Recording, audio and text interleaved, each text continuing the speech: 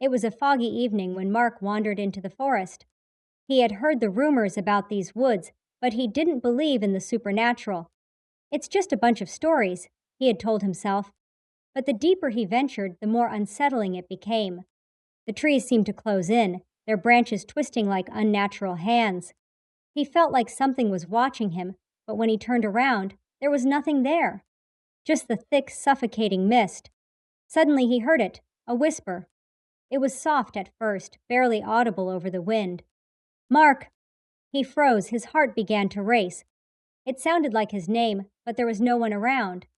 Who's there? Mark called, his voice trembling. Silence, then the whisper again, this time closer. Mark, come closer. Mark tried to run, but the trees seemed to shift, blocking his path. Every direction led him deeper into the forest. The whispers grew louder. They began to taunt him, mocking his every thought. You're lost. You'll never get out.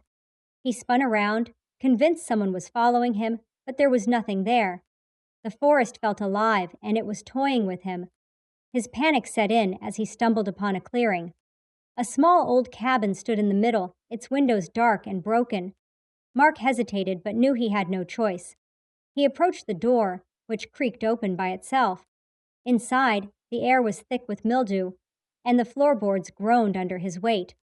In the corner, he saw a figure, a silhouette of a person standing still. The figure's eyes glowed faintly in the darkness. Who are you? Mark asked, barely able to speak. The figure didn't move, didn't even breathe.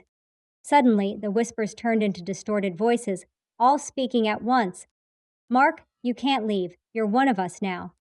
Mark tried to run again, but the door slammed shut, trapping him inside. The shadows in the room stretched, growing longer and darker, as if reaching for him. He felt a cold hand brush against his neck, sending shivers down his spine. Mark's mind began to unravel. The shadows shifted, distorting into faces of people he knew, his friends, family, all grinning at him with twisted smiles. You never believed, did you? The figure finally spoke, its voice deep and hollow. You're in the forest of whispers now. You will never escape. Mark screamed, but the sound was swallowed by the forest. The last thing he saw before the darkness took him was the face of a twisted version of himself, grinning back from the shadows.